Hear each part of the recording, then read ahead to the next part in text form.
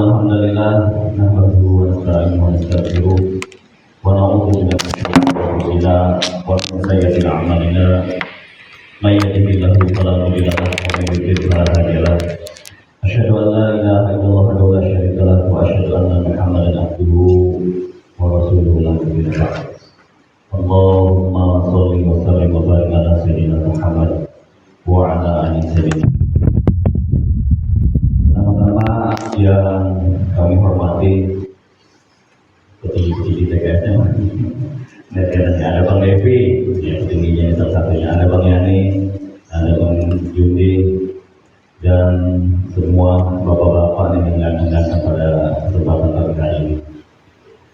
Yang kami hormati juga ibu-ibu dari Petukangan Utara, insya Allah istiqomah di dalam kegiatan-kegiatan PKS yang kita laksanakan, ya insya Allah. Yang cantik-cantik semua pada pagi hari ini. Biasanya kebanyakan ibu-ibu itu kalau sama pengajian itu doyan.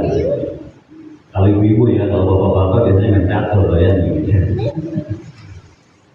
Alhamdulillah, pertama-tama marilah kita mengucap segala puji senantiasa rasa syukur kita kehadirat Allah Subhanahu wa taala, yang mana Allah masih cinta kepada kita. Allah masih demen sama kita. Allah masih sayang sama kita. Sehingga Allah memberi banyak kenikmatan buat kita. Nikmat kesehatan, nikmat umur panjang, nikmat rezeki, lebih-lebih nikmat kesempatan, sehingga kita bisa hadir di sini di dalam rangka acara kegiatan rutin bulanan, ya insya Allah, ngaji sambil ngopi, maksudnya begitu pada hari ini. Salawat dan salam tercurah kepada Nabi besar Muhammad SAW yang udah ngajarin kita kenal Allah. Kalau nggak ada Rasulullah kita nggak kenal Allah, ya. Yang udah ngajarin kita tata cara beribadah menyembah Allah, gitu ya. Yang udah ngajarin kita cara bersilaturahim, yang udah ngajarin kita banyak hal, ya.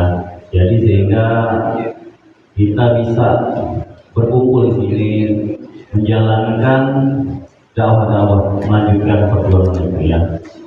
Salawat dan salam tercurah kepada keluarga beliau, kepada para sahabat, para tabi'in, ulama sampai ulama zaman ulama sekarang. Sebagai apa? Sebagai penyambung risalah, sehingga apa yang Rasulullah bawa, ya, dari Allah melalui malaikat Jibril sampai kepada Rasul, sampai kepada kita semua tuh. Jadi wasilah-wasilahnya sampai kepada kita semua. Alhamdulillah, makanya mudah-mudahan yaumul qiyamah nanti kita mendapatkan syafaat. Amin, amin ya rabbal alamin. Baik, agar lebih hikmat pada kegiatan pada hari ini, mari kita awali pertemuan kita ini dengan membaca suratul Fatihah, ya. Yang pertama, Fatihah ini kita niatkan untuk orang-orang tua kita, baik yang masih hidup, wabil khusus yang sudah tiada. Kita doakan semoga amal ibadahnya diterima oleh Allah Subhanahu wa taala. Segala dosa-dosanya diampuni oleh Allah Subhanahu wa taala. Selamat datang pada Dr. Saiful.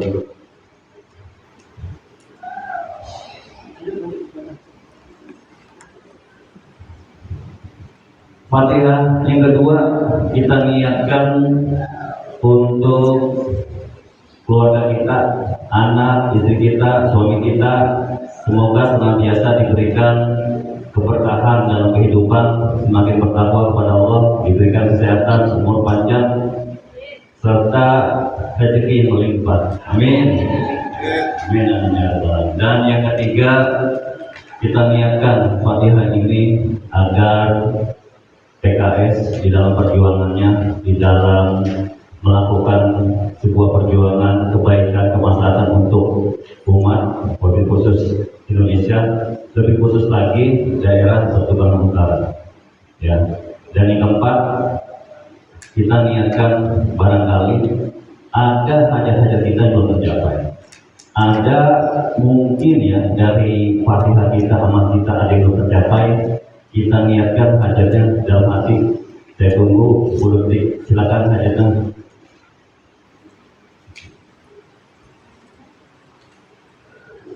Alhamdulillah, wa qul in wa ila Nabi Muhammad sallallahu alaihi wasallam. Al-Fatihah.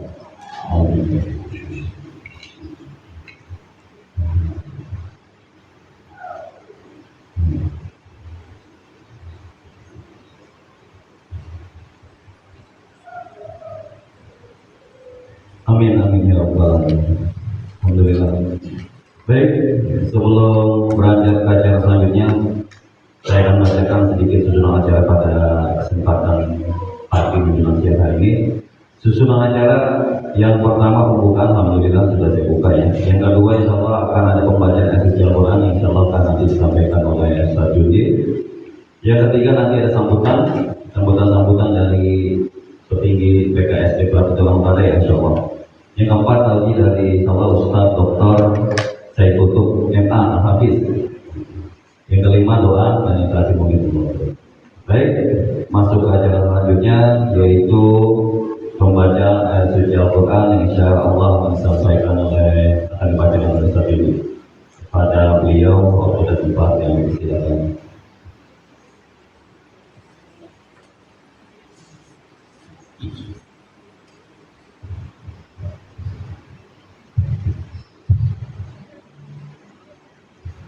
Bismillahirrahmanirrahim. Assalamualaikum warahmatullahi wabarakatuh.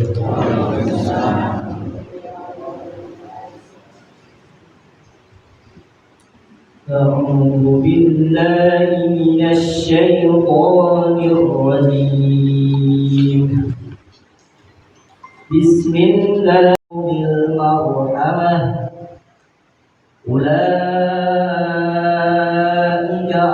Ashabul maimanah walladzina kafaru bi ayatina hum ashabul mash'amah 'alaihim narun muqsadah. Shadaqallahul 'azim. Wassalamualaikum warahmatullahi wabarakatuh.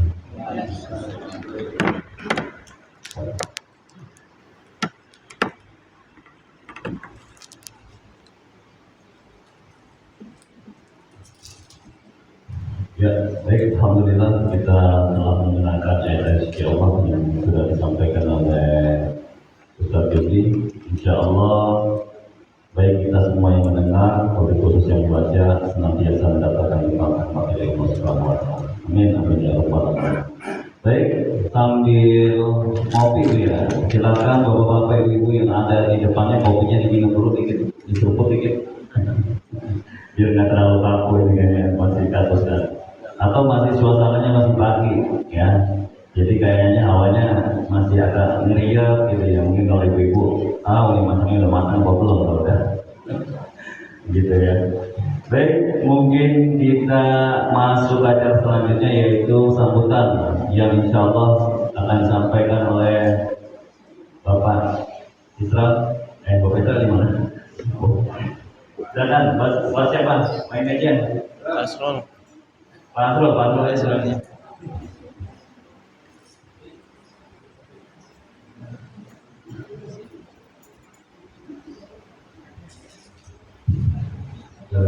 Assalamualaikum warahmatullahi wabarakatuh.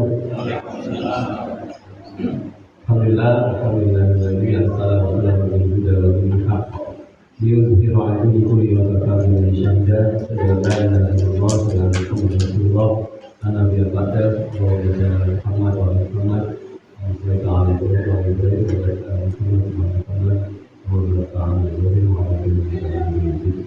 yang sama-sama kita hormati guru kita pada hari ini Ustaz Muhammad Said Kutub,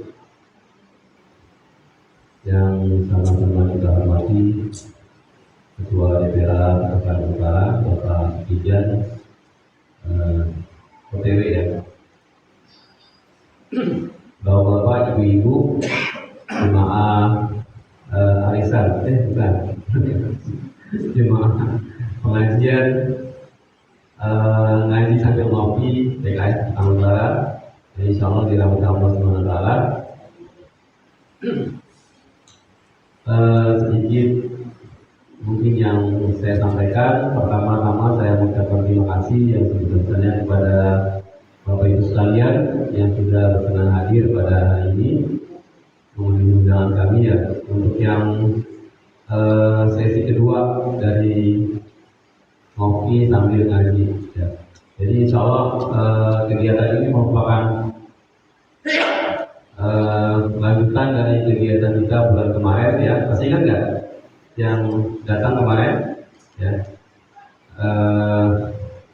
Tujuannya tidak lain adalah supaya kita bisa tetap bersilaturahmi sebagai bagian dari keluarga besar PKS ya, baik itu kader, anggota maupun saksi ya, simpatisan, sehingga kita bisa tahu nanti perkembangan kondisi keumatan sekarang, kemudian juga bisa bersama-sama diung bareng ya, ngopi sambil nanti mendengarkan tausiah ya, lumayan kan, alhamdulillah bisa ngopi sambil dapat ilmu ya. Kalau kita ngopi di kafe mungkin bisa ya, cuma ilmunya nggak dapat ya.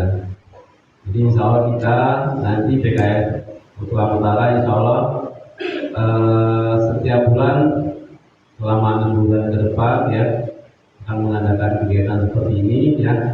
Mohon dukungan dari Bapak Ibu sekalian. Siap dukung? Siap hadir? Siap ya, insya Allah. Mungkin nanti formatnya beda.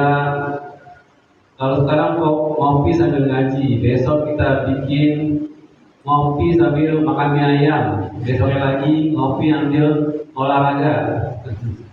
Kurang lebih seperti itu ya. Jadi kita bikin happy aja acaranya, tidak usah tegang. Yang penting kita bisa silaturahmi, ya, ketemu tatap muka, kemudian ya sharing-sharing lah tentang apa saja mungkin. Nanti boleh tanya-tanya misalnya setelah materi ya. Ya silakan yang mau bertanya, mau sharing nanti sama bisa saya tutup ya. Tema hari ini udah pada tahu temanya? Hah? Di move on ya. Move on itu kami plesetin dari kata ikhlas ya. Jadi ikhlas supaya kedengarannya kekinian, jadi move on. Jadi nanti kita biar bisa tahu ya. Kan kemarin ramai itu ya di grup ya. Ramai nggak di grup? Ada yang begini, begitu ya, menyikapi kondisi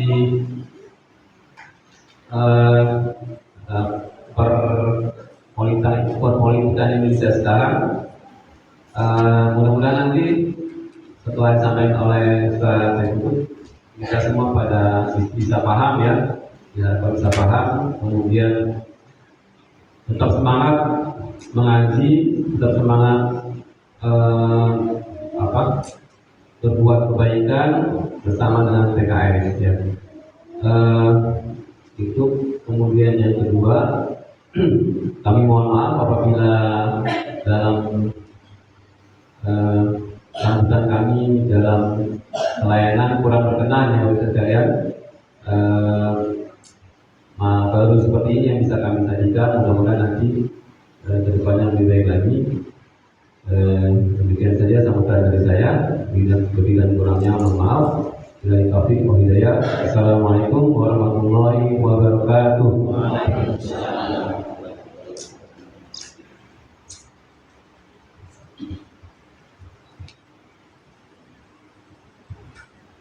Terima kasih pada siapa lagi saya lupa gitu. Pak Slo, benar saya lupa. Kayaknya kita kurang salaman ya, kalau banyak kayaknya.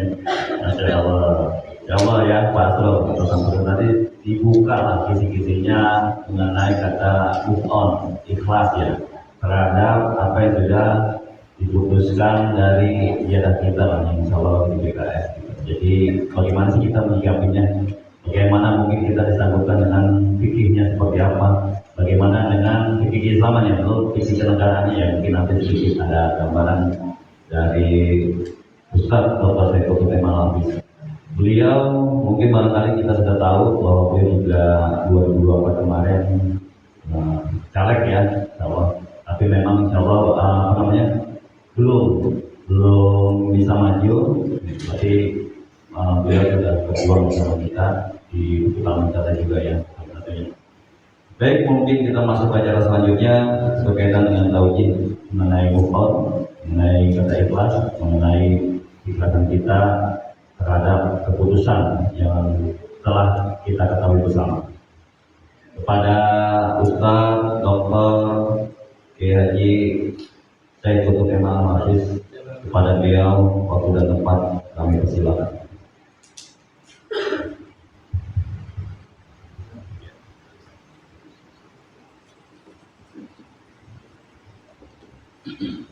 Bismillahirrahmanirrahim. Assalamualaikum warahmatullahi wabarakatuh. Jalan-jalan ke kampung Arab, jangan lupa beli peci. Kalau salam saya belum dijawab, saya ulang 3 kali lagi. Assalamualaikum warahmatullahi wabarakatuh. Waalaikumsalam warahmatullahi wabarakatuh. Alhamdulillah rabbil alamin. Asyhadu an la ilaha illallah wahdahu la syarika lah. Wa asyhadu anna Muhammadan abduhu wa rasuluh. Allahumma salli wa sallim wa barik ala sayyidina Muhammadin wa ala alihi wa ashabihi wa insyaallahu man tabi'ahu bi ihsanin ila yaumiddin. Rabbi a'udzu bika min hamazati syayatin wa a'udzu bika rabbi an yahdurun. Amma ba'd. فقال الله تعالى في القرآن الكريم: أعوذ بالله من الشيطان الرجيم. بسم الله الرحمن الرحيم. يا أيها الذين آمنوا اتقوا الله حق تقاته ولا تموتن إلا وأنتم مسلمون. وقال النبي صلى الله عليه وسلم: اتق الله حيثما كنت وأتبع السيئة الحسنة تمحها وخالق الناس بخلق حسن. رواه أحمد. صدق الله العظيم وصدق رسوله النبي الكريم ونحن على ذلك من الشاهدين. Tidaklah berkumpul di antara rumah Allah mereka membaca Al-Quran, mereka mentadabburi Al-Quran, mereka berzikir kepada Allah Subhanahu wa Ta'ala, kecuali akan datang kepada mereka ketenangan di hati-hati mereka. Allah kucurkan rahmat untuk mereka, para malaikat bersama mereka, dan Allah bangga-banggakan mereka di hadapan para malaikat yang mulia.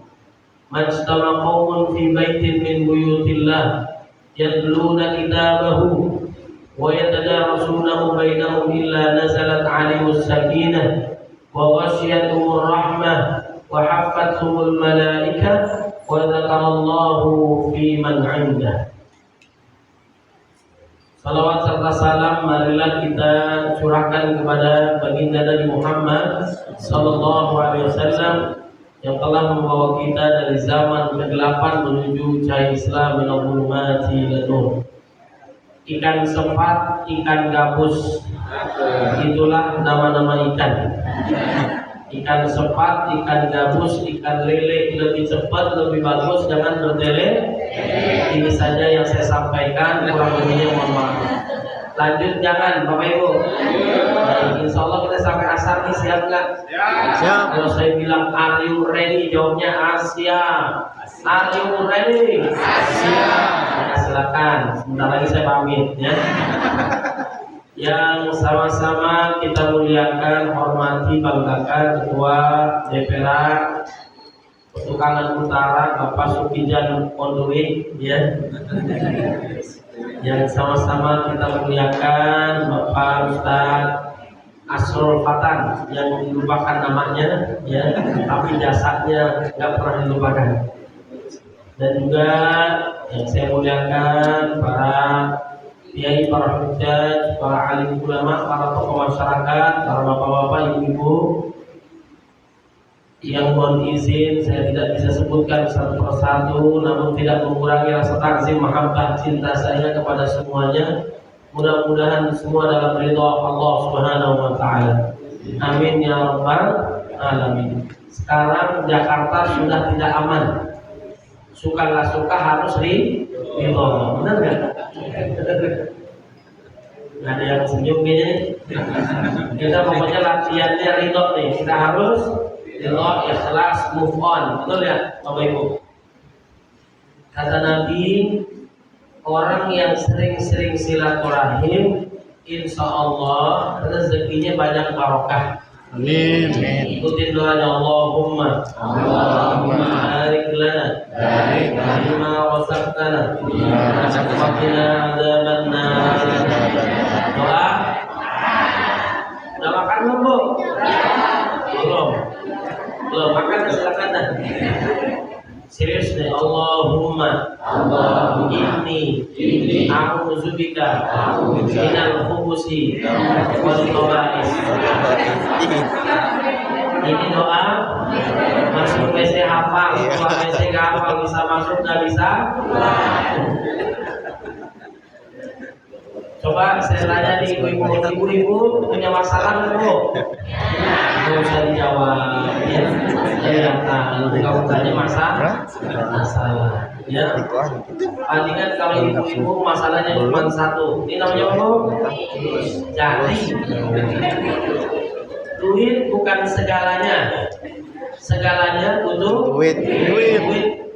Duit tidak dibawa mati. Zaman sekarang nggak punya duit seperti orang Mati. Nggak apa-apa suami jelek, yang penting punya duit. Nggak apa-apa suaminya hitam, yang penting punya duit. Nggak apa-apa suaminya pergi 2-3 hari sebelum pergi ninggalin duit. Yang menyebabkan suami cepat mati karena udah tahu suami sakit masih aja disuruh cari Duit. Masya Allah. Oh, doain Bu suaminya panjang umur, sehat walafiat, rezekinya banyak barokah, kawin lagi.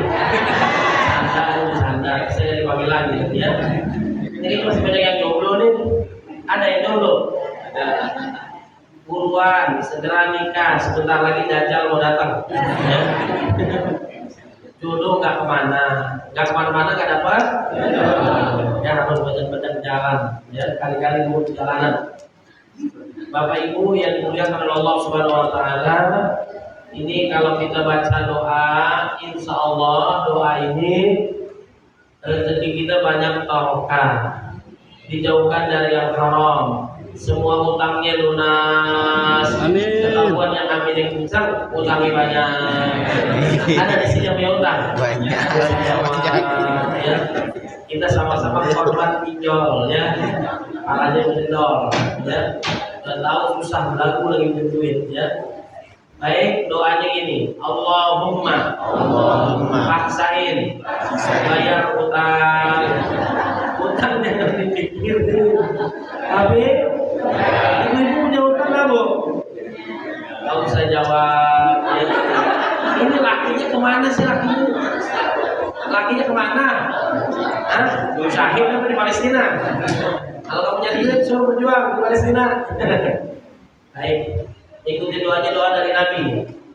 Allahumma ikfina bihalalika an haramika wa aghnina bi ta'atika an ma'siyatika wa bi fadlika amman siwa. Ulangin. Ini yang baca doa ini insya Allah rezekinya banyak barokah, dijauhkan dari yang haram, semua utangnya lunas. Amin ya rabbal alamin. Ini doa salah satu yang mempopulerkan zaman sekarang adalah Ustadz Adi Hidayat. Nah, ini doa dari Nabi Muhammad SAW. Ustadz Adi Hidayat teman kuliah saya, satu kelas dulu kuliah. Mudah-mudahan Allah panjangkan usianya, diberkahi oleh Allah Subhanahu wa taala. Saat ujian Quran juga bareng saya. Nih bareng-bareng ini, maju dua-dua sampai uji. Mas bareng-bareng ya. Semua mudah-mudahan senantiasa dalam berkah Allah ya. Kalau Ustadz Abu Somad, kenal kan Ustadz Abu Somad? Ustadz Abu Somad itu biasa bareng syuting dengan saya di TV One. Ustadz Abu Somad, dan juga kenal Syekh Ali Jaber, Allah yarham. Nah, beliau juga bareng di TV One. Tapi Allah Subhanahu wa taala memanggil beliau lebih dulu. Mudah-mudahan termasuk orang-orang yang syahid di jalan Allah Subhanahu wa taala ya. Perkenalkan Bapak Ibu, nama saya jangan sampai dilupain tadi ya. Nama saya Said Kutub. Nama panjang saya Said Kutub official. Jangan lupa follow, like, share, and subscribe. Nah, saya mantan caleg ya. Nah, kemarin di PKS khususnya Jakarta Selatan, khususnya di Dapil 7, kalau di Dapil 8 ada abang saya.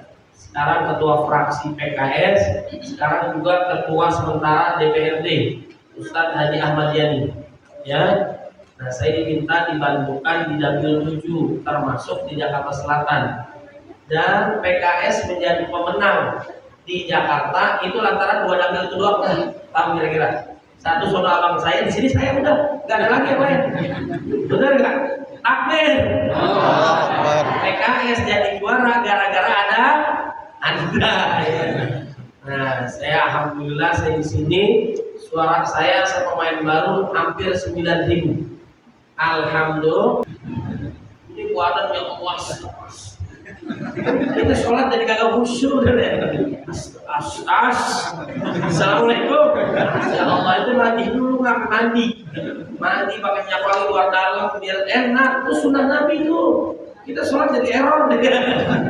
Sujud lama banget, bukan nangis, bukan lupa rakaat berapa gara-gara wangi banget. Ya Allah, pernah nggak kita ngerasain orang wangi banget kanan kiri? Ya Allah, nggak saya bilang bukan gojek, bukan memang capek jalanan ya. Tapi ada nggak yang gojek wangi? Ada nggak? Bener, banyak lagi. Ya maksudnya bisa, orang tergantung kita mau rapi nggak, mau bersih nggak. Ada orang masuk Islam gara-gara tertarik dengan orang Islam itu sangat bersih, emang diajari. Kalau orang Barat kan, ya dia buang air sembarangan. Kalau Anda khusus yang laki-laki nih ya, Anda ke mall itu kan ada apa namanya tempat toilet itu yang berdiri ada kan? Yang takutnya kena najisnya, makanya ditutup kalau di masjid-masjid. Atau yang kedua, dia nggak ada airnya kecuali pakai infrared, ya kan? Jadi kalau kita pakai infrared, kita jalan dulu baru airnya keluar. Paham nggak? Pernah nggak kalau di mall-mall kayak gitu? Berarti kan dulu maksudnya kita nggak bersihin, ya kan? Kalau kita buang airnya, buang aja deh. Habis itu kita jalan, baru jalan airnya. Kalau kita nggak gerak, dia jalan nggak? Berarti orang kalau jalan najis kan ya? Najis. Anda gimana coba? Dibersihin dulu nggak? Gimana cara bersihinnya? Pinggir dulu, tisu. Mana tisu? Jauh tisu. Maksudnya kita pinggir dulu, keluar, tadi balik lagi, baru jalan airnya. Pinggir lagi, keluar lagi, baru jalan airnya. Ya, aku saya doang kali yang ngawal kayak gitu. Habis belum jalan, dia najis tuh. Kotor nggak? Kalau dia pakai tisu yang sembarangan. Emang pola Barat tuh begitu. Tapi anjuran Nabi, ini anjuran Nabi nih. Saya pernah baca hadis Nabi. Walaupun sulit dipraktekkan dan itu termasuk yang paling bersih laki-laki khususnya, itu buang air kecil itu sunahnya gimana? Jongkok. Berdiri apa lari? Jongkok, pernah kita jongkok? Ini yang malas banget ya. Itu yang paling bersih. Tapi kita nggak ngelakuin. Cita-cita pengen masuk surga yang paling tinggi, ya nggak? Kencing aja kagak ngikutin sunnah Nabi. Baru urusan geser, ya kan? Itu yang paling bagus. Makanya orang tua kita dulu, musola masjidnya, tempat buang air kecil itu yang disiapin buat jongkok, ribet banget ya. Tapi itu sunnah, dia nggak keluar lagi. Jadi Islam itu dari urusan kekuasaan sampai urusan buang air itu dijabanin Islam.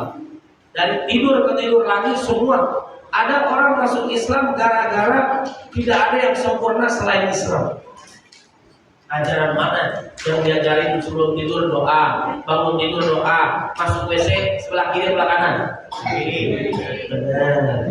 Coba ya tanya. Tadi pagi ente ke kamar mandi nggak? Iya. Kaki kiri kaki kanan? Yang benar ente. Ada yang lupa, benar nggak?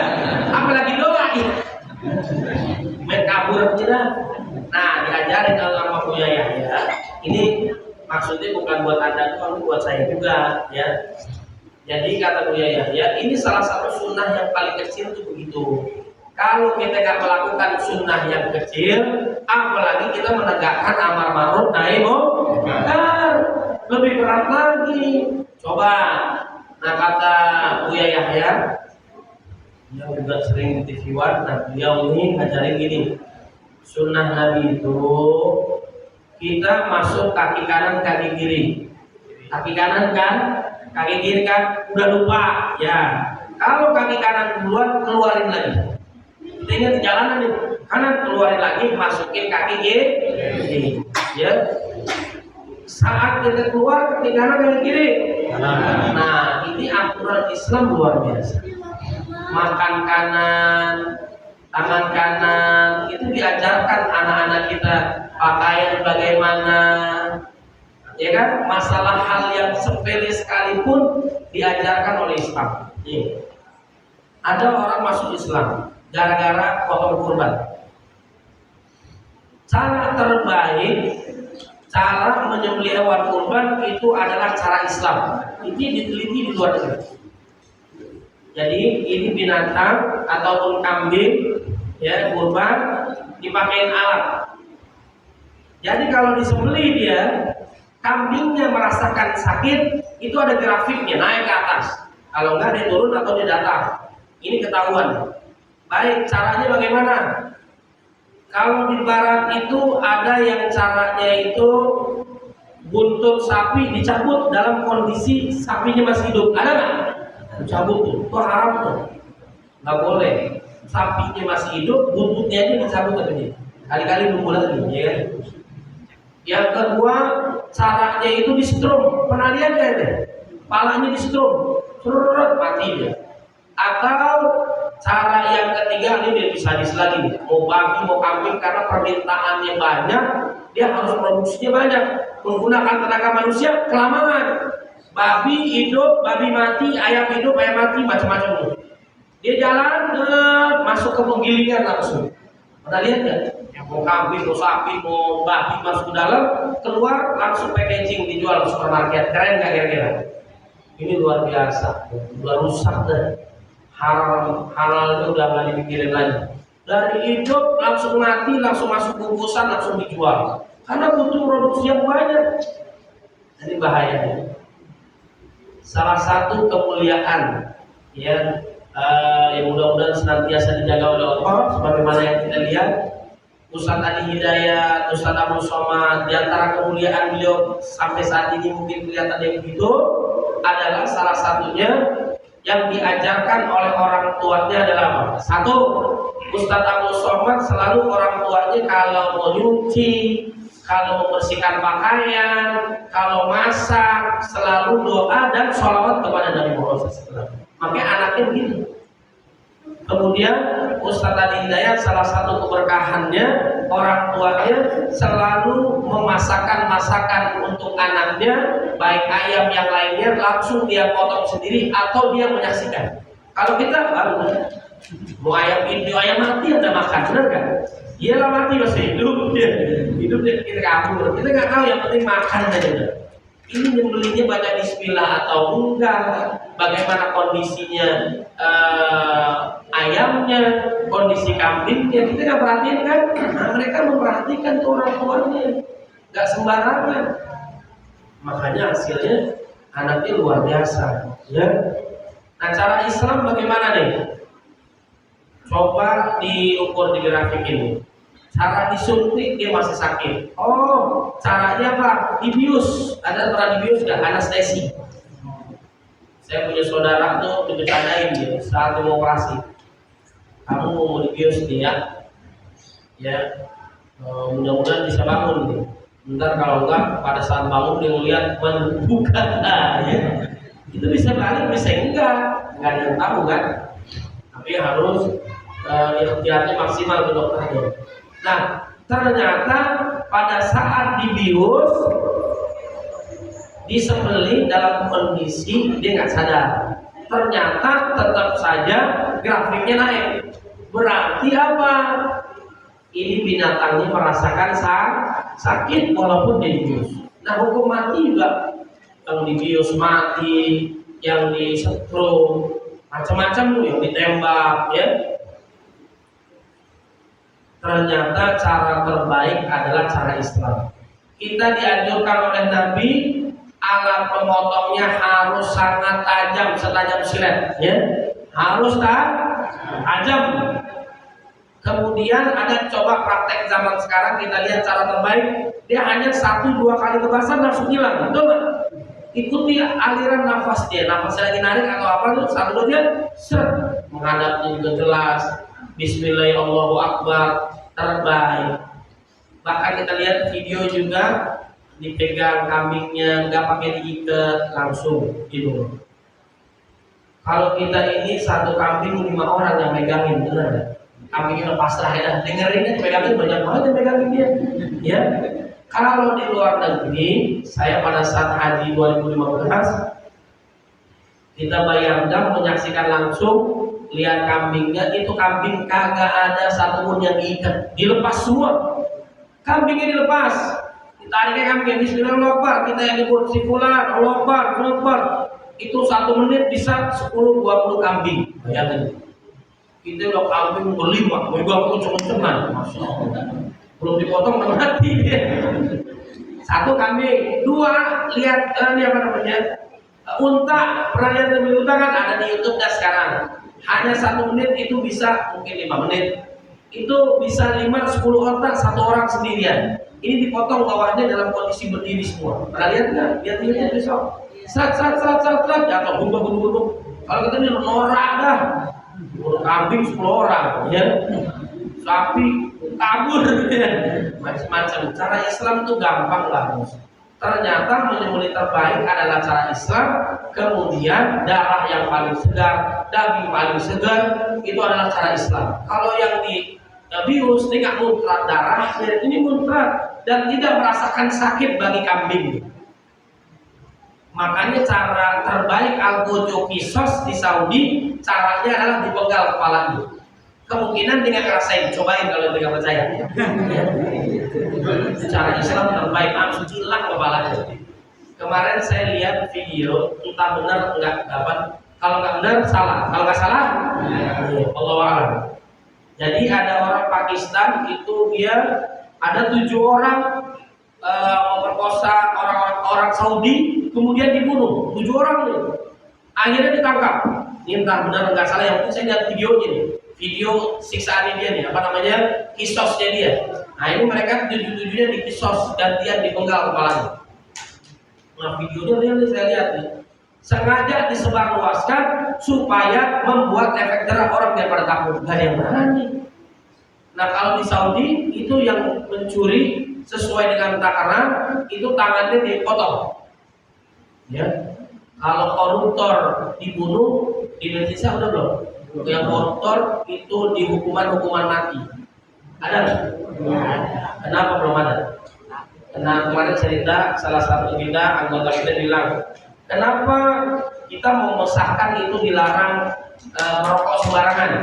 Nah, salah satu data yang dipersiapkan ini merokok dilarang lah, kira-kira intinya gitu. Kenapa? Kemarin masih belum dilarang karena ketua DPRD-nya masih merokok, ya. Kenapa rokok itu makruh? Karena kiai-kiai masih banyak ya. Nah, susah, orang susah ya. Nah akhirnya ini gimana caranya dipenggal kepalanya supaya efek jerah. Nah kalau di Indonesia kenapa koruptor tidak dihukum mati, para pejabatnya? Kalau dihukum mati, sepi itu pejabat, habis semua mati, betul nggak? Ini pada mana nih? Saya ketok palu, mati semua, ya. Ternyata banyak yang mati, nauzubillah men. Nah kalau mencuri dipotong tangannya, itu pejabat kita pada kadang punya tangan, benar ya? Mana tangan lu? Pada hilang tangannya, ya. Kalau sesuai takarannya Dia udah sampai di shopnya dipotong tangannya. Dan itu disaksikan habis cuma nonton bareng konser. Nonton bareng lihat di mukanya, kemudian tangan dipotong, ambulan udah siap langsung dijahit. Nyolong lagi ditimpa lagi terus, lah dia kapok dah, udah fitnah, malu macam-macam kan. Makanya dia nggak berani mencuri. Koruptor potong tangannya sebelum mati, malu dia. Lagi sidang nggak bisa pukul, tangannya nggak ada. Bisa tolong duit rakyat, ya. Nauzubillah min dzalik. Kemudian yang kedua, kalau dibunuh orang, kalau nggak dimaafkan, dibunuh juga, namanya dikisos. Itu juga disaksikan oleh semua orang. Hari Jumat dikasih lihat, al-wujudu ditutupin. Biasanya kalau dia mati, al-wujudu ganti lagi tuh anak keturunan yang emang udah biasa lihat bangkai dibunuh dah, ya. Kalau kita mungkin nggak biasa, tapi sengaja dilihatin supaya kita takut. Cara terbaik itu cara Islam.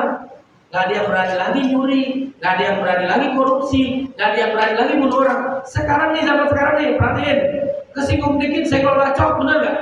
Singgung dikit bunuh orang sekarang. Gak menantu disinggung sama mertuanya dibunuh, anaknya dibunuh, suaminya dibakar gara-gara pinjol, ya gak? Misalnya zaman sekarang, nauzubillah min dzalik. Kalau cara Islam gak ada yang berani bunuh orang sekarang. Sekarang begal dibunuh orang. Pokoknya malah dikit dibunuh dari sekarang. Tapi kalau cara Islam nggak ada yang berani bunuh orang. Kenapa? Dikisos dia dan disaksikan oleh seluruh orang. Dibunuh, dipenggal kepalanya. Nah saya lihat itu 7 orang, salah satunya itu dipenggal kepalanya, hilang kepalanya. Sengaja konon cerita itu supaya orang lain tahu dan gak ada yang berani lagi melecehkan dan sebagainya. Orang yang zina sekarang udah banyak banget loh. Udah nikah, zina, dirajam sampai mati. Siapa yang berani coba? Gak ada yang berani. Hukum kita nih nggak kayak gitu. Makanya orang melecehkan orang sembarangan. Paham? Udah paham belum? Udah paham boleh pulang. Selesai nggak selesai kumpulin ya. Baik, sedikit lagi. Bapak Ibu yang dimuliakan oleh Allah Subhanahu wa taala, satu tugas kita di dunia adalah untuk ibadah kepada Allah Subhanahu wa taala. Allah ini menjalankan kita begitu cepat. Menjalankan waktu kita begitu cepat. Dulunya anak-anak, sekarang sudah punya anak. Tahu-tahu sudah punya tahu-tahu sudah di alam kubur. Ya kan?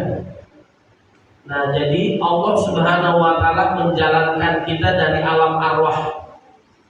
Mau kafir, mau mukmin, manusia yang ada alam arwah, mereka bersaksi Tuhannya adalah Allah. Qalu bala syahidna. Kekuasaan Allah Subhanahu wa taala bersaksi Tuhannya adalah Allah. Kemudian kita nggak sadar lagi Allah jalankan kita ke alam rahim.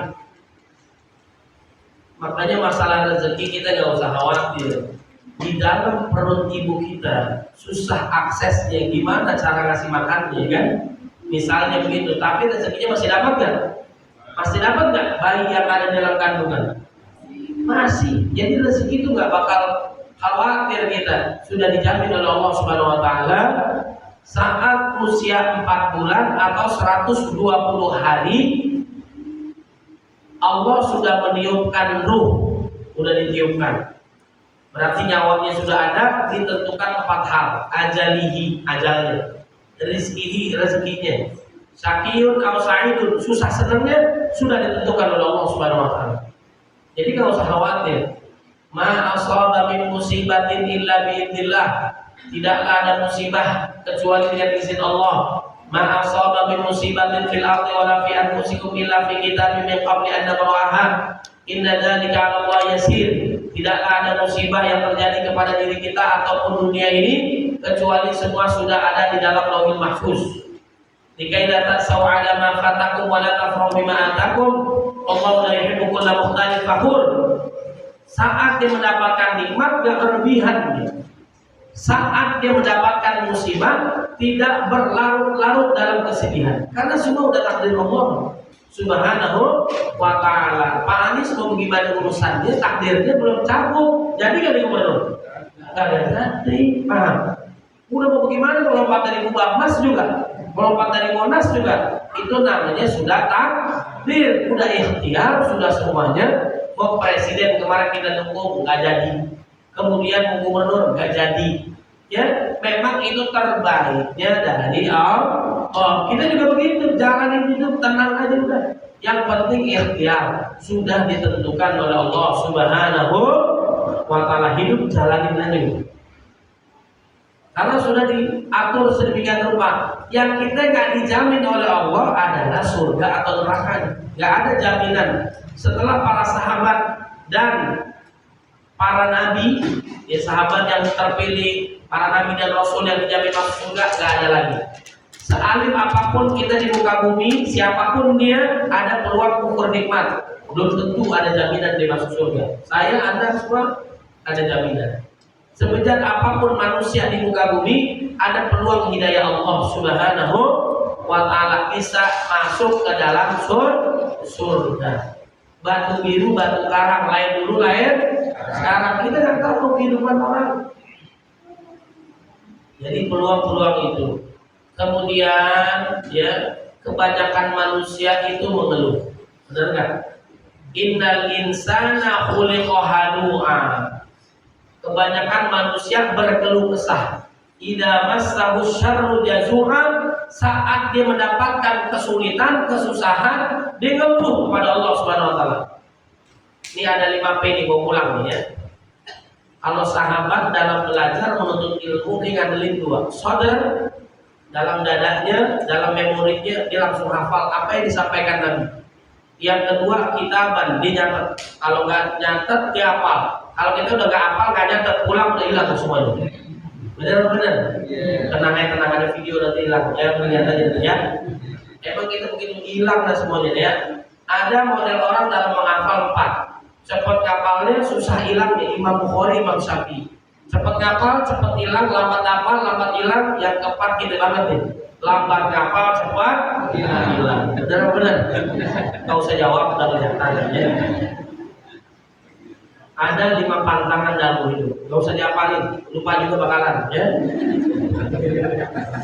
Pantangan dalam hidup, kan kalau kita di rumah sakit, Pak, Bapak nggak boleh makan kambing, Pak. Kenapa, Pak? Bayar dulu ya.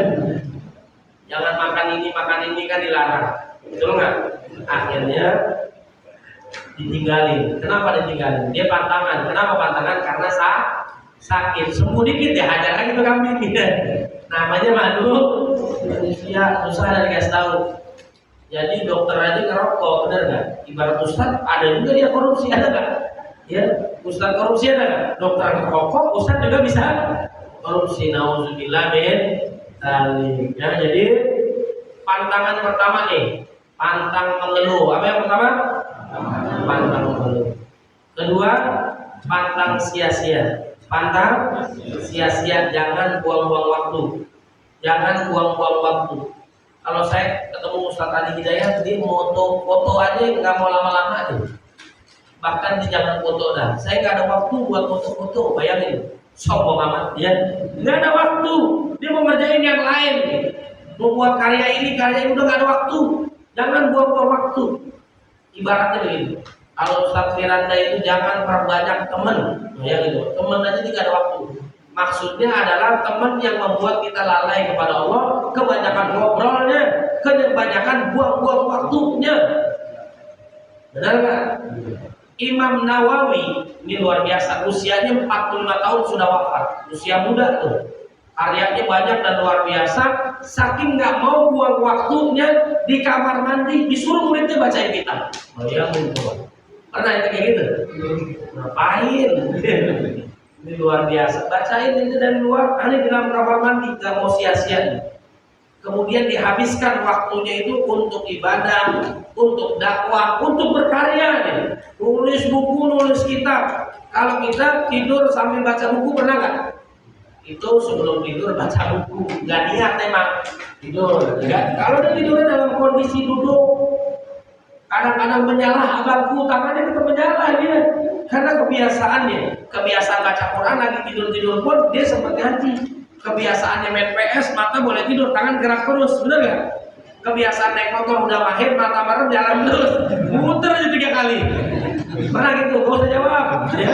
Ada Gojek nomor saya, karena kebiasaannya begitu. Ada orang mimpinya bahasa Arab, karena dia bisa bahasa Arab. mimpinya bahasa Inggris, dia bisa ngomong bahasa Inggris dan sebagainya. Jadi dia nggak mau siarin waktu, saking dahsyatnya ini. Imam Nawawi nggak menikah. Dia paham hadis nggak? Pakar hadis, pakar Quran, ulama besar. Berarti dia bertentangan dengan sunnah Nabi enggak? Kenapa dia nggak nikah? Jawab jangan. Coba itu jawab. Jaga hafalan. Jaga hafalan, parah banget. Nikah itu pahala, bro. Ibadah, betul nggak?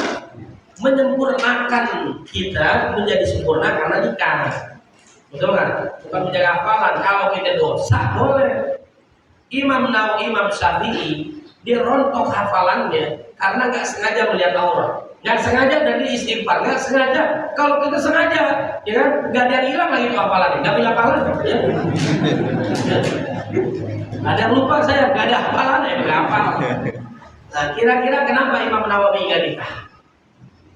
Kenapa kamu nggak lihat nasi itu? Katanya, saya lupa. Ya, jangan coba. Nikah lupa. Masya Allah. Ini nggak bercanda, beneran. Dia lupa, nggak sempat mikirin kau. Ya Allah, nggak sempat mikirin kawin. Kalau kita pahamin sekarang kondisi kita nih, kalau kita ada yang kita suka nggak, misalnya gini, naik mobil, naik motor, cari duit, lagi kerja, pernah nggak lupa makan? Pernah nggak? Kalau kita yang kita suka, lupa kan? Kayak anak-anak sekarang nih, makan nggak kamu? Coba tuh anak adik-adik yang lagi main handphone, seret, makan nggak? Baterainya habis, nih lapar. Nah, baru sadar deh, lagi asik, lupa deh, emak sakit dan sebagainya. Nah itu kondisinya begitu. Imam Nawawi nggak terbesit kawin, bayangin dong. Paham sunnah, paham banget. Dia nggak kepikiran kawin, yang dipikirin ibadah, dakwah, membuat karya. Masya Allah. Ada orang kayak gitu? Masya Allah, biasa. Imam Dr. Yusuf Al-Qaradawi di pesawat pun dinulis. Kalau tahu sholat, senyum salah, nggak senyum salah, ya. Sholat pemain Liverpool di atas pesawat dia baca Quran. Habib Umar baca Quran. Nah ini Dr. Yusuf Al-Qaradawi menulis, umurnya panjang penuh dengan keberkahan. Ibadah, dakwah, membuat karya dan sebagainya, ini istimewa. Nggak mau sia-sia, waktunya nggak mau sia-sia. Walladzina hum 'anil lagwi mu'ridun. Jadi kita nih waktunya sempit. Usia umat Nabi itu nggak lebih dari 100, ya kan? 60, 70, kalau udah 64, 65, itu namanya bonus. Udah panjang umurnya. Jangan disia-siain waktu. Kita kebanyakan buang-buang waktu, nggak produktif. Pak, maka niatkan semua karena Allah Subhanahu wa Ta'ala ibadah, maka bernilai ibadah di sisi Allah Subhanahu wa Ta'ala. Untuk ibadah mencari nafkah, menuntut ilmu, haji, puasa, zakat, semua waktu kita mepet nih, lakukan dengan kebaikan. Niatkan semua karena Allah Subhanahu wa Ta'ala. Terakhir, apa yang mau pulang? Yang kedua, tugas kita di muka bumi sebagai pemimpin. Sebagai pemimpin. Di dalam surat Al-Baqarah ayat 30. Wa idh qala rabbuka lil malaikati inni ja'ilun fil ardi khalifah. Qalu ataj'alu fiha man yufsidu fiha wa yasfiku ad-dima wa nahnu nusabbihu bihamdika wa nuqaddisu lak. Qala inni a'lamu ma la ta'lamun. Ini baterainya hanya habis. Ya, saya cukupkan sampai di sini. Ini memang sengaja disetting 1 jam kelar, ya. Lanjutin lagi ya. Jadi manusia itu diciptakan oleh Allah bertujuan juga sebagai mati. Nggak boleh lanjutin nih, ya. Tes. Masukin koin kali. Infak ini belum dimasukin intakan, ya. Dijadikan pemimpin khalifah, pemimpin. Malaikat tuh protes, kenapa manusia dijadikan pemimpin? Padahal mereka melakukan kerusakan, penumpahan darah, kezaliman, betul nggak? Sedangkan kami senantiasa mensucikanmu, senantiasa bertasbih zikir kepada Allah, taat kepada Allah, gak pernah sedikit pun maksiat kepada Allah. Kata Allah, qala inni a'lamu ma la ta'lamun, dia tidak tahu. Makanya dalam surah Asy-Syams Allah mengingatkan kepada kita ayat 8, fa'alhamaha fujuraha wa taqwaha. Jadi Allah memberikan potensi dalam diri kita ini semua, masing-masing ilham potensi dalam diri kita, maksiat, negatif, kezaliman ada dalam diri kita. Yang kedua, kebaikan dan ketakwaan kepada Allah Subhanahu wa taala ada dalam diri kita. Kita mau yang mana? Kalau yang buruk, manusia mengikuti hawa nafsunya, dia lebih rusak daripada binatang. Ulaika kal an'am bal hum adall, bahkan lebih rusak lagi daripada binatang. Kalau dia mengikuti hawa nafsunya, jauh daripada Allah Subhanahu wa taala. Kalau boleh saya sampaikan, lebih rusak daripada setan. Percaya nggak? Setan pernah nggak nembak mati ajudannya sendiri? Pernah? Bunuh orang tuanya, bunuh anaknya, pernah nggak? Tapi manusia pernah nggak kayak gitu? Makanya kata setan, aku berlindung dari godaan manusia yang terbunuh. Manusia rusak. Sekarang contoh yang paling nih saya tanya. Saya kasih tahu, ada orang Arab bocah nanya ke anak-anak kampus semua santri. Saya terjemahin aja biar gampang ya.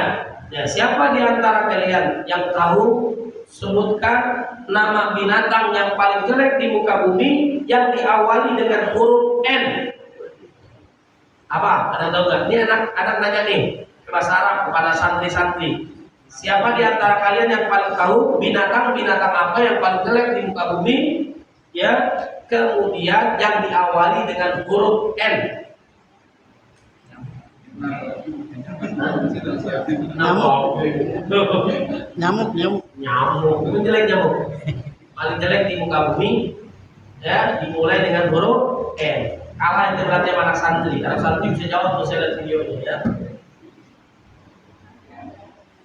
Netanyahu tadi. Benar kan? Nah, ini yang nanya adalah anak kecil dari Palestina.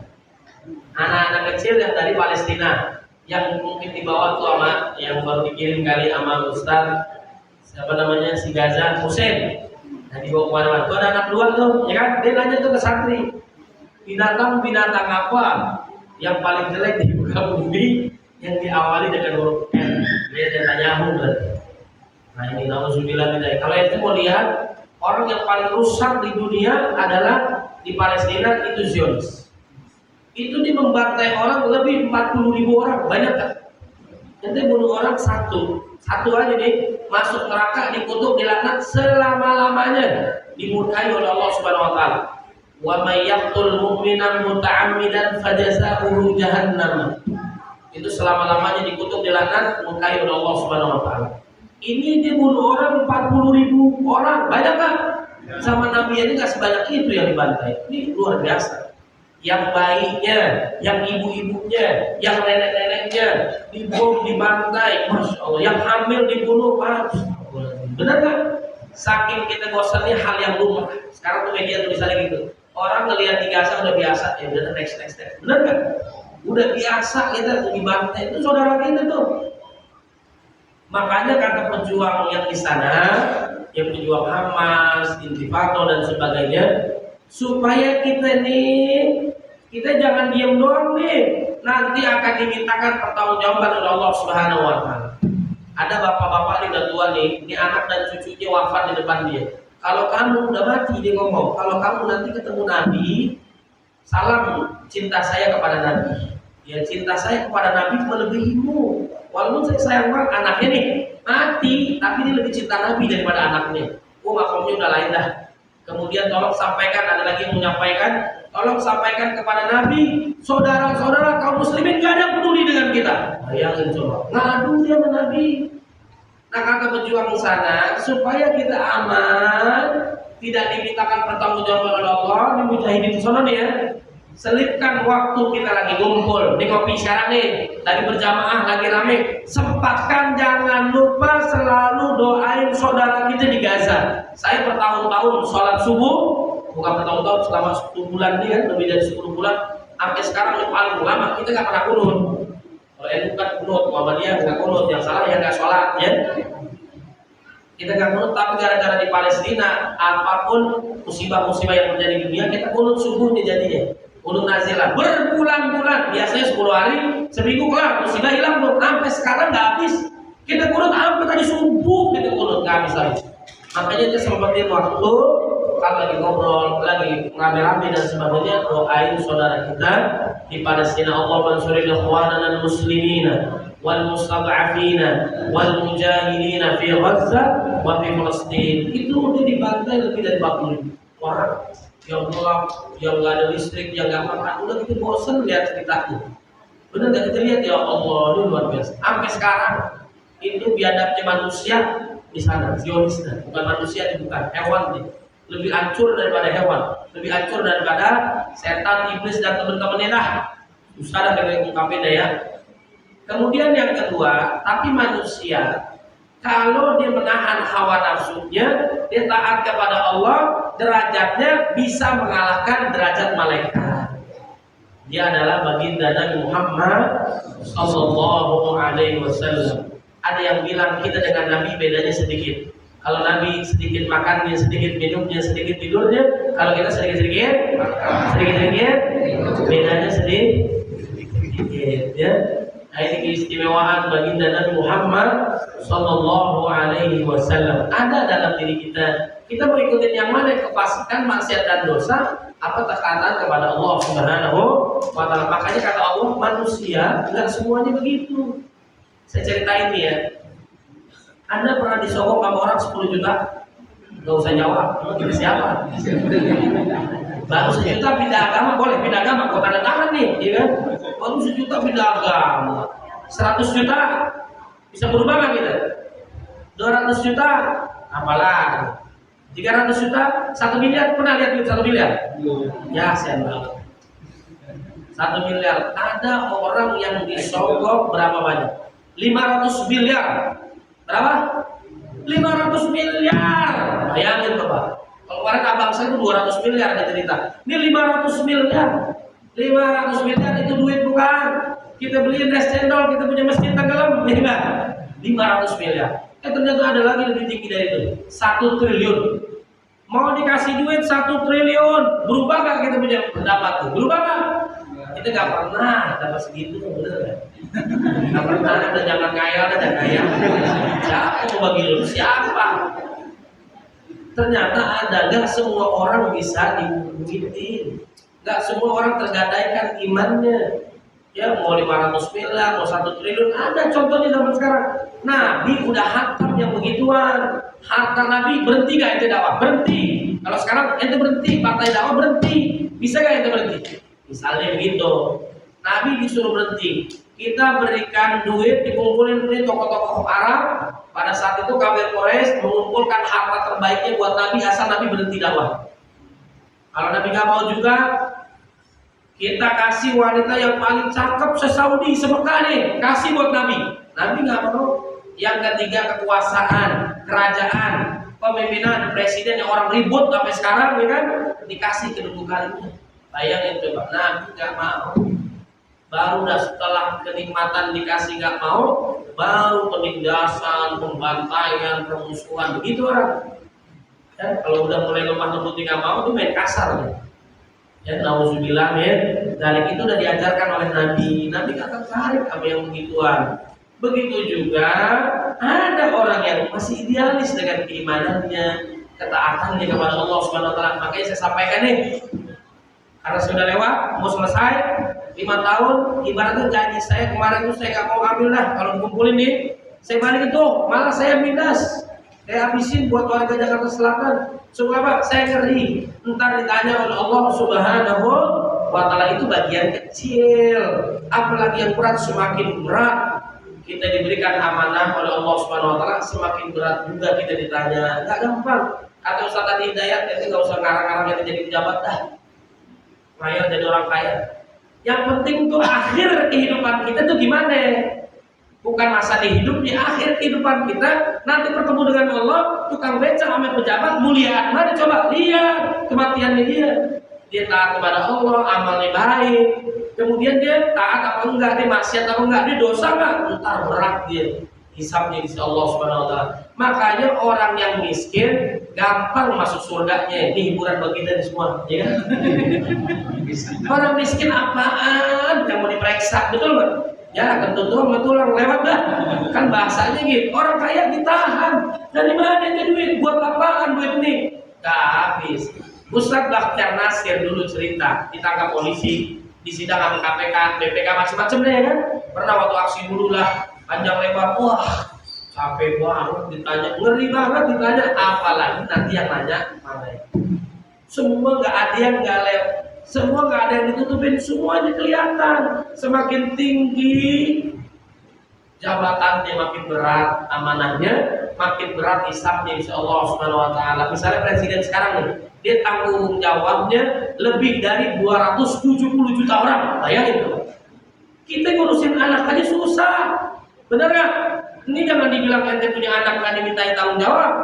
Ntar kata Ustaz Syafiq Basalam, yang ibundanya dipanggil oleh Allah Subhanahu wa taala mau pulang. Anaknya, istrinya masuk neraka nih. Nauzubillah min dzalik. Dia marah kepada Allah, kenapa saya dimasukin neraka nih? Saya ini dulu kagak pernah diajarin ngaji. Nih orangnya ini. Nauzubillah min. Kita beban anak istri aja tanggung jawabnya berat banget, apalagi ngurusin orang. Di Jakarta 10 juta orang lebih, se-Indonesia 270 juta orang lebih. Itu orang yang disolimin tuh. Saya kalau ketemu nih warga-warga nih kayak kita nih semua nih, kemarin waktu lalu ibu-ibu tuh pada nangis semuanya. Coba bagaimana? Dinangis, merasa susah hidupnya, disolimin, gimana coba? Kalau kita pejabatnya nangis, kita tadi minta tanggung jawab. Nih duit yang dikeluarin sama dia. Nih, kalau zakat dari orang kaya buat orang miskin, betul atau betul? Sekarang kalau keliru dan salah, seandainya salah dan keliru, diambil pajak dari orang miskin buat orang kaya, bener nggak? Orang marah protes, kenapa pejabat publik? Lu duit gua, bener nggak? Kalau duit ente nggak ada urusan, ente usaha. Kenapa pejabat harus transparan? Kenapa? Kita pejabat publik, minta tanggung jawab semua. Kita protes boleh nggak? Takbir. Oh, kira-kira begitu. Berat dari pejabat itu, berat amanahnya. Mungkin salah satunya begini. Satu, saya sampai sekarang belum punya anak perempuan. Anak saya laki semua, 4. Mungkin hikmahnya adalah saya belum bisa mendidik, menjaga, merawat anak perempuan. Paham nggak Bapak Ibu? Anak zaman sekarang kan bahaya. Kalau Anda mau selamat orang tuanya, anaknya 1, 2, 3 yang perempuan harus dijaga auratnya. Bapak ente mau masuk surga gak? Ente jaga diri. Kalau ente jaga diri, jaga aurat, bapak ente masuk surga. Susah apa gampang? Zaman sekarang bisa jadi susah, saya nggak bisa. Allah nggak kasih itu. Kedua, jabatan sekarang nih, saya kagak dikasih nih jadi alif, mungkin berat buat saya, betul nggak? Bisa jadi ini hiburannya buat saya nih, ya kan? Kira-kira itu apa amanahnya sangat berat. Saya tanggung jawab ini. Ente orang, kalau anda udah di sini, alif, kan tanggung jawabnya tadi semua. Kalau ngapain-ngapain anda tanyain sama Allah. Ada berapa di sini? Ada 700.000 orang yang nyoblos. Kalau saya zolim, saya bohongin orang, saya nggak amanah, kagak gerak, saya nggak jalan. Di akhirat jalan nih. Setiap langkah saya ditanyain, ente ngelakuin apaan umur ente? Harta ente dari mana coba? Saya disuruh tanda tangan kayak abang saya 200 miliar, gimana coba? Gimana nih? 100 perak aja diminta tanggung jawab, ya makanya gak berani, gak jadi, gak mau, berat. Nah itu kira-kira gitu. Mudah-mudahan kita semua dilindungi oleh Allah Subhanahu wa taala. Pemimpin keluarga, pemimpin negara itu berat. Tapi kalau Anda sanggup, kerjain. Kalau enggak, ntar orang-orang yang maksiat dan dosa yang muncul garong semua. Pendapatan kita diembat semua tuh 80 triliun. Nanti alhamdulillah mudah-mudahan ketua DPRD-nya orang yang amanah dari PKS. Kemudian gubernurnya, wakil gubernurnya didukung PKS. Semuanya adil, amanah, insya. Jadi 80 triliun ini nggak dibuang-buang duitnya buat kebaikan, buat RT RW yang sudah dijadikan 200 juta. Besok pada ribut nih jadi ketua RW nih, ramai dan doa alhamdulillah. Kayak indah RT RW biarin saya ikhlas, benar nggak? Semuanya kaya nggak semuanya? Mudah-mudahan berkah insya Allah. Burung irian nempel di kayu cukup sekian. Alap yuk. Jemur keripik di tengah sawah. Keripik dijemur di atas batu. Wabillahi taufiq wal hidayah. Assalamualaikum warahmatullahi wabarakatuh.